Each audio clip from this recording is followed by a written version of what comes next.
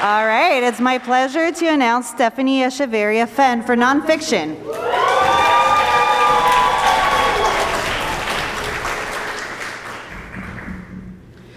Hello, my name is Stefani, she or they. I'm a tall and fat 36-year-old hard femme of Colombian and Irish descent with messy brown and gray hair and many freckles, wearing a wrinkled denim dress and an ACAB nameplate necklace. My forearm tattoo reads, "Eat the Rich."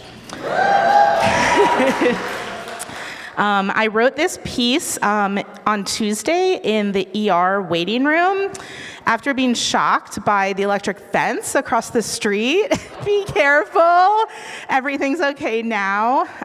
But my nonfiction manuscript is addressed to my bio child and to my figurative queer trans child as a queer ancestor to be. And this piece was inspired by Matt, Amy, and Ku in my nonfiction cohort.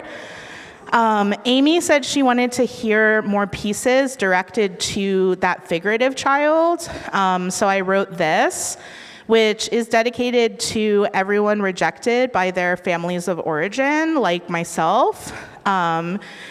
Also, please hold any applause or booing till the end because I have auditory stuff that makes that distracting. And this piece is called Clear. I will find you in a hard place, so I will speak to you in a hard language. No time for baby talk for how you're supposed to teach children language by playfully mirroring their words and gestures. No one will ever mirror you back to yourself, not even me, because they will separate us. They will rob you of me with words like bloodline, words like family, words like parents. They will teach you to hate me, my body, my language, and the way that these things have been disfigured by what they have done to me. My fists are permanently clenched in the direction of my own undoing, the way electrocution leaves a hand still clutching the fence.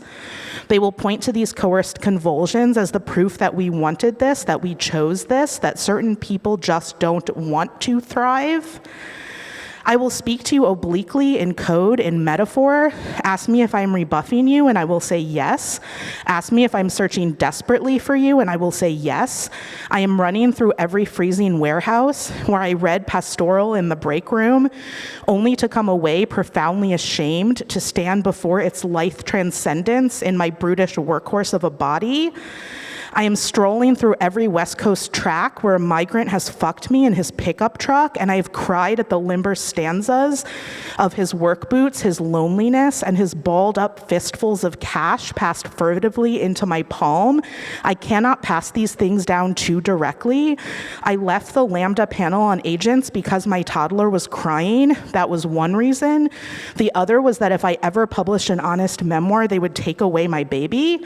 The next day, I was shocked by the electric fence across the street, the one built to contain horses, with my child in my arms.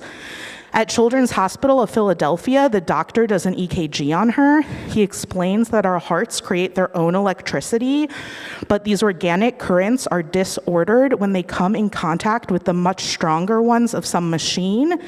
I think of electronic defibrillators and the room across the hall, the one room that looks the same in all children's hospitals. It is twice as large as the others and lit up with stadium lights and the harsh glare of heavy equipment. It bears one word over the door, resuscitation. My baby has only approached this room once, and once was enough. But you and I, we have been here many times, gone down many times, come back many times, because to live outside of bioreproductive kinship bonds means that there is nothing that this world will not do to us. Outside each recitation room, the entire door is covered with paper name tags, labeled with every role in an emergency: left side nurse, right side nurse, head of bed monitor. Clinicians grab each one as they rush in, and the idea is that even when they do not know each other, they can know their roles clearly enough to save lives through fragmented and collective action. You will find me outside this room frantically passing down paper name tags labeled Audrey, labeled Sylvia, labeled Dorothy Allison, and on the last one I will write my own name.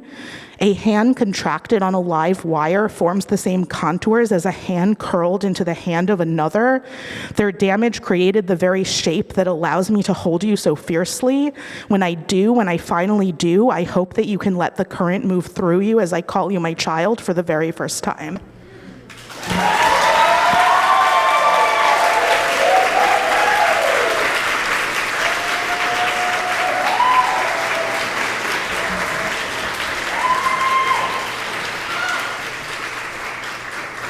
You wrote that 2 days ago?